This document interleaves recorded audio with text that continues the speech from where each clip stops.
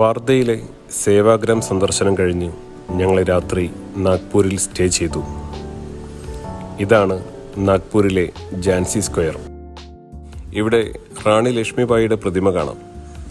ഇതിനടുത്താണ് 0 mile stone, അതായത് ഇന്ത്യയുടെ geographical centre എന്ന് പണ്ട് പറഞ്ഞിരുന്നത് ഇവിടെയാണ്. നിങ്ങളിപ്പോൾ കാണുന്നത് നാഗ്പൂർ സിറ്റിയിലെ കാഴ്ചകളാണ്. ഇവിടെ ഒരു മോൾ കണ്ടു, എറ്റേണിറ്റി മോൾ. ദൂരെ കാണുന്നതാണ് നാഗ്പൂരിലെ റിസർവ് ബാങ്ക് ഓഫ് ഇന്ത്യ. ഇവിടുത്തെ റിസർവ് ബാങ്കിന് ഒരു പ്രത്യേകതയുണ്ട്. ഇവിടെ സെൻട്രൽ അക്കൗണ്ട് സെക്ഷൻ പ്രവർത്തിക്കുന്നു എന്നതാണ്. കൂടാതെ ഇന്ത്യയുടെ പരമാധികാര സ്വർണ്ണ ശേഖരമായ 100 കണക്കിന് മെട്രിക് ടൺ സ്വർണം സൂക്ഷിച്ചിരിക്കുന്ന ഒരു വലിയ നാഷണൽ ഗോൾഡ് വാൾട്ട് ഇവിടെയുണ്ട്.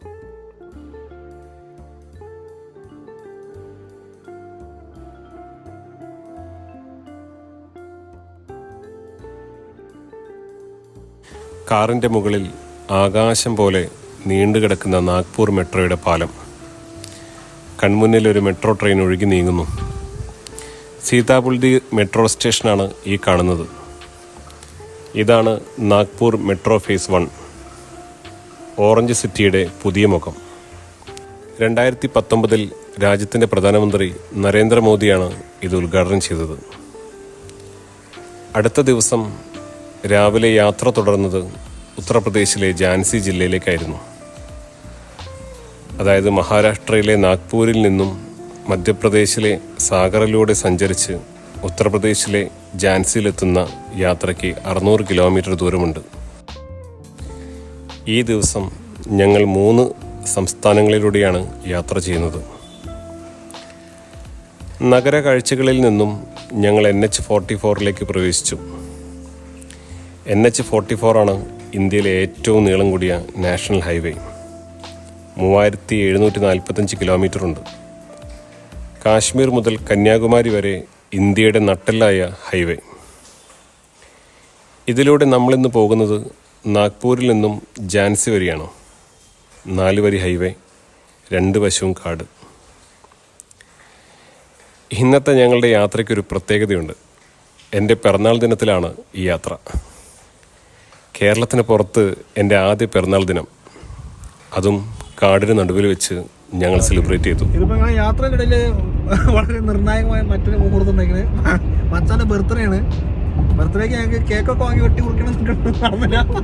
അതുകൊണ്ട് അമൂലിൻ്റെ ചോക്ലേറ്റ് ആയിട്ട് ഇത് ബർത്ത്ഡേ ആഘോഷം നടന്നപടി സെറ്റാണ്.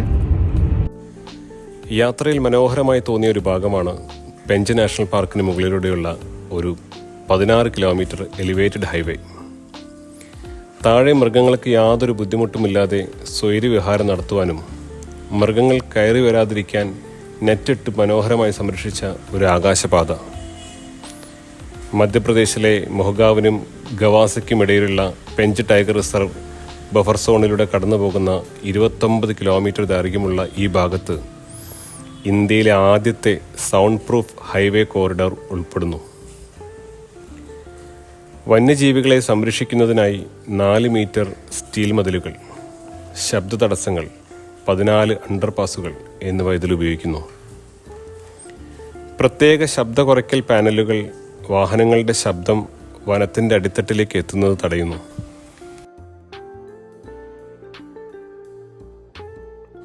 പെഞ്ച് ടൈഗർ റിസർവ് ഉൾപ്പെടുന്ന സിയോണി കാടുകളാണ് റുഡ്യാർഡ് കിപ്ലിങ്ങിൻ്റെ ദ ജംഗിൾ ബുക്ക് എന്ന പുസ്തകത്തിന് പ്രചോദനമായത്.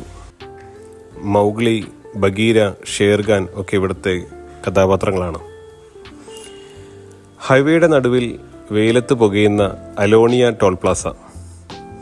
ഞങ്ങളുടെ കേരളത്തിൻ്റെ മണമുള്ള കാർ ഗേറ്റിലേക്ക് കയറി വന്നപ്പോൾ ടോൾ ബൂത്തിലെ ജീവനക്കാരൻ്റെ മുഖത്ത് 1000 വാട്ട് ബൾബ് കത്തിയതുപോലെ ഒരു പുഞ്ചിരി. ആ ഒരു നിമിഷം മധ്യപ്രദേശിൻ്റെ ചൂടുള്ള മണ്ണിൽ പോലും ഞങ്ങൾക്ക് കേരളത്തിന് തണുപ്പ് കിട്ടി. പേരറിയാത്ത കൂട്ടുകാരാ, നിങ്ങൾ ഞങ്ങൾക്ക് തന്നത് വേറൊരു ടോളല്ല, അതൊരു ഹോം വെൽക്കമായിരുന്നു. റോഡിന് സൈഡിലൂടെ വൈഗംഗ നദി ഒഴുകുന്നു. NH44 റോഡ് പണിയായതിനാൽ വണ്ടി മറ്റൊരു റോഡിലൂടെ തിരിച്ചുവിട്ടു. പക്കാ ഗ്രാമീണ വഴികൾ. പശുക്കൾ, കുരങ്ങന്മാർ ഒക്കെ റോഡിലൂടെ സ്വൈര്യവിഹാരം നടത്തുന്നു.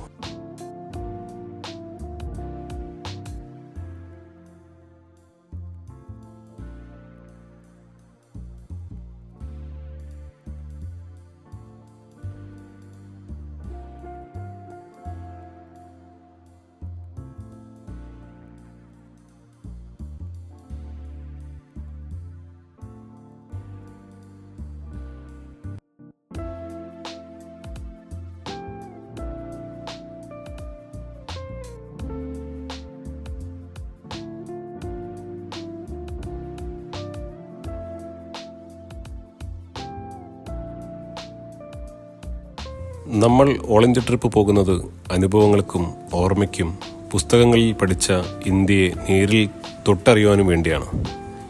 ഇന്ത്യ മൊത്തം ഒരു വിൻഡോയിൽ കൂടി കാണുകയാണ്. ഭാഷ അറിയില്ലെങ്കിലും നമുക്ക് കൈകൊണ്ട് സംസാരിക്കാം.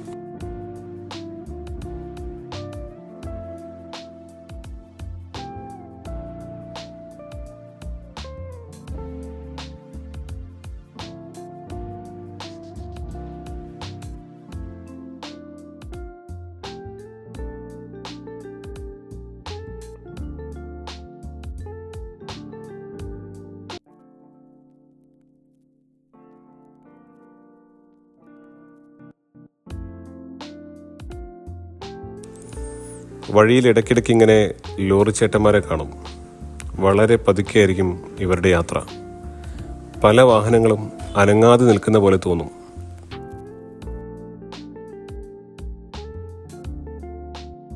കാരണം ഇവരുടെ ജീവിതം മുഴുവൻ ഈ റോഡ് തന്നെയാണ്. രാവിലെ വീട്ടിൽ നിന്ന് ഇറങ്ങുന്നത് ഏത് സംസ്ഥാനത്താണെന്ന് പോലും അറിയാതെയാവും. രാത്രി കിടക്കുന്നതും ക്യാബിൻ്റെ സീറ്റിലോ റോഡരികിലെ ധാബയിലോ ആണ്.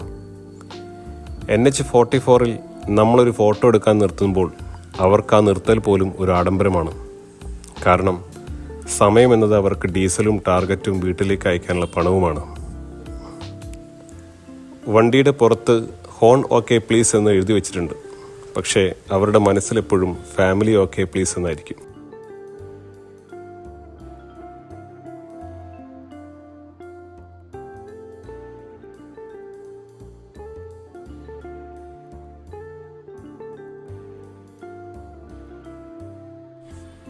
ഞങ്ങൾ മധ്യപ്രദേശിലെ സാഗർ എന്ന സ്ഥലത്തു നിന്നും മധ്യപ്രദേശ് താലി മീൽസും കഴിച്ച് യാത്ര തുടർന്നു.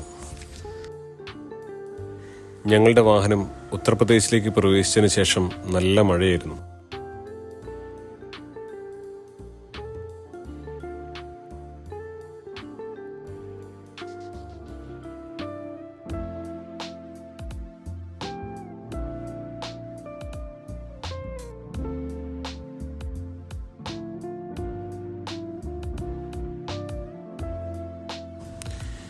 ഝാൻസിയിൽ എത്തുന്നതിന് മുമ്പ് NH44-ൽ വരുന്ന പ്രധാന നദിയാണ് ബേത്വ നദി.